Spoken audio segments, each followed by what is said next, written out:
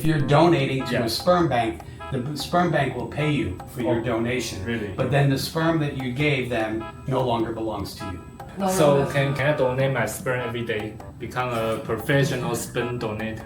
That depends on the quality of your sperm.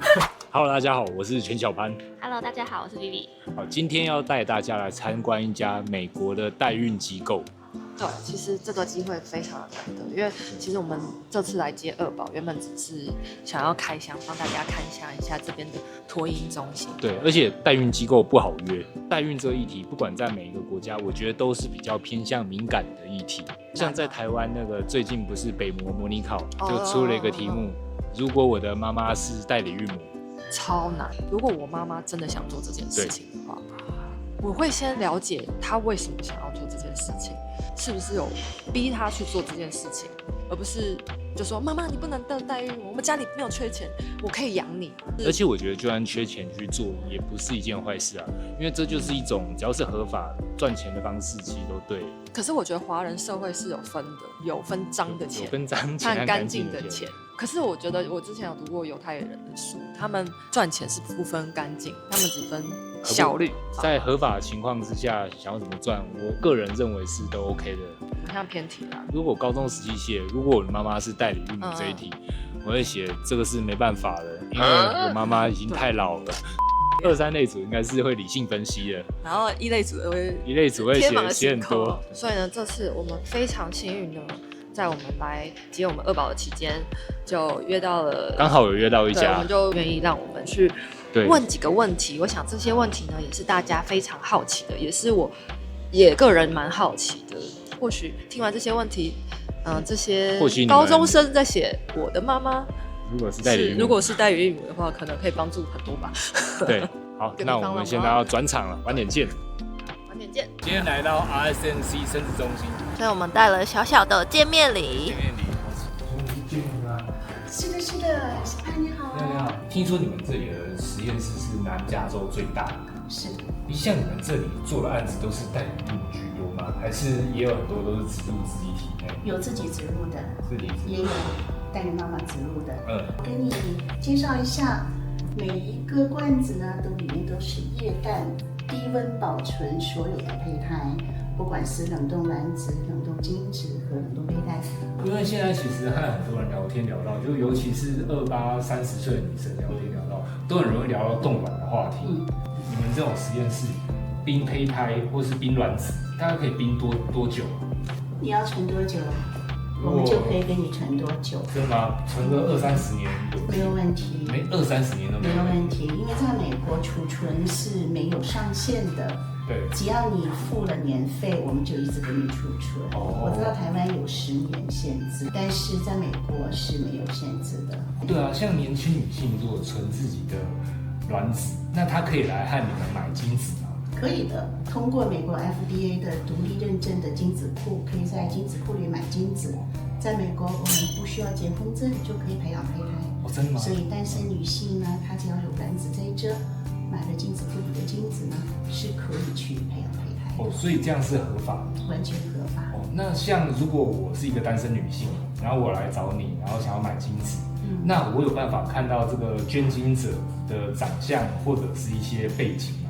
精子库里面捐精者呢，他们在精子库里有提供他的资料信息，他的遗传基因的报告啊，他的所有的报告或者兴趣爱好啊，数学能力啊，学什么专业的呀，还有他至少儿童时期的照片。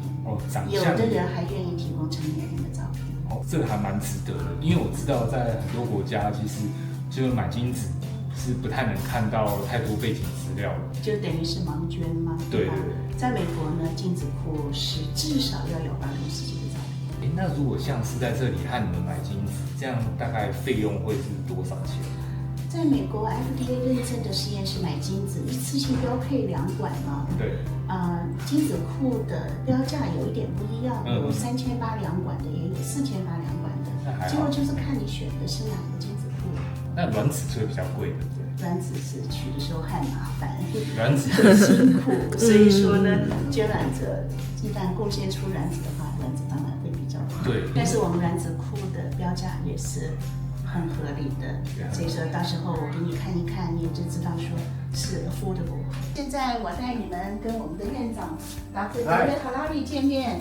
Hey, nice to see you. Pleasure. Nice to see you. Mr. You as well. Well, welcome to RSMC. I'm happy to have you come in and see a little bit more about how we make the babies, what the lab is all about, but also it's interesting for everybody to see exactly what it is we do here at RSMC. We also want to thank you for making your time for us today. Oh, my pleasure, my pleasure. It always gives me great satisfaction to help people have children. I know families creation is very important, and my family, and I'm glad I can share with other people as well. First is I want to know what is the reason or the motivation for you to come to this industry? Well, you know, ever since I became a doctor, I was very interested in women's health. So as an OBGYN, I was working with women from the very beginning of my career. As I got older, I realized that the problem with fertility was a growing problem. More and more women were experiencing problems in having children naturally. There were more and more people, not only women, but men and married people and people of the same sex and single people, everybody wanting help in family creation. So that's initially what got me involved in it. I also recognized that it's a very technology-driven field in medicine. It's not only the doctors, it's the laboratory, it's the technology, it's the staff, the coordination of the medication and the people that help the patients do the proper thing during the whole journey of trying to get pregnant or have a child or prepare a surrogate to carry your embryo. These are all very important steps that have to be done correctly. And so we wanted to create a company that incorporated all of these aspects in one. I also have one question. Is the higher educational X price is higher? Yeah, you know, when it comes to purchasing eggs, there are different levels of pricing having to do with many different factors. Those factors could include the educational achievement that egg donor, for example. So if you only want a donor that is gone to medical school, for example, that price of that donor's eggs may be higher. They have their own marketing departments, they have their own financial services how they create their pricing. They're not going to be the same everywhere. If I donate my sperm, can I get money? No,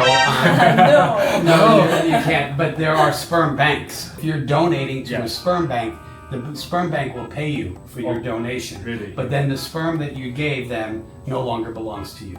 So can I donate my sperm every day? Become a professional sperm donor? That depends on the quality of your sperm. I don't know. And also, I have a question about surrogacy recruitment because we are on the side of intending parents. What is usually the surrogacy recruitment looks like? Number one, and most importantly, we have age limitations. We also have a requirement that they have to have had at least one child before.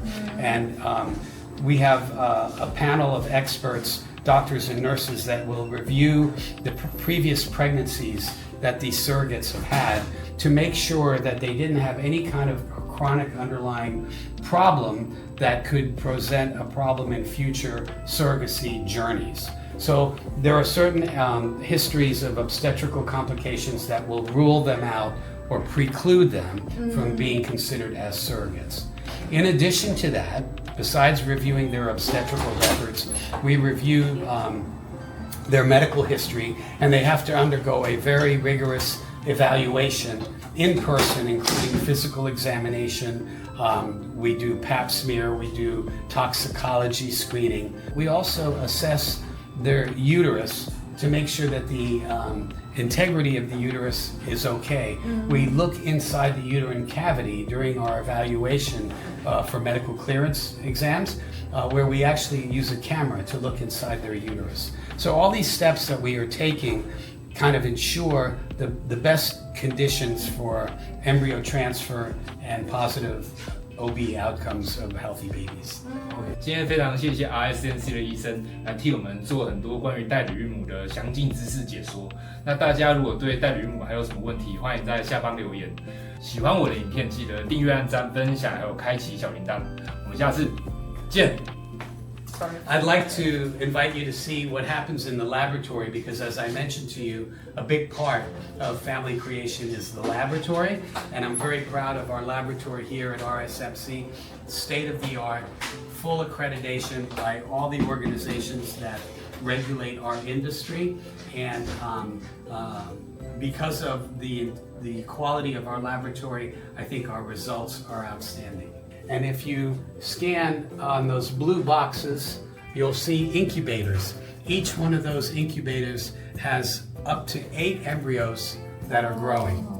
And they're all properly labeled and they're all sequestered and identified multiple times to make sure that no embryos, no eggs, nothing is mixed up. And so people can feel comfortable, patients can feel comfortable. Their biologic tissues are in fact belonging to them and them alone. Where one by one these eggs are injected with sperm, and you can see a working station here to the left side.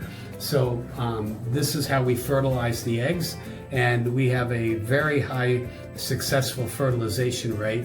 Well over 90% of the eggs that we fertilize end up starting to become embryos.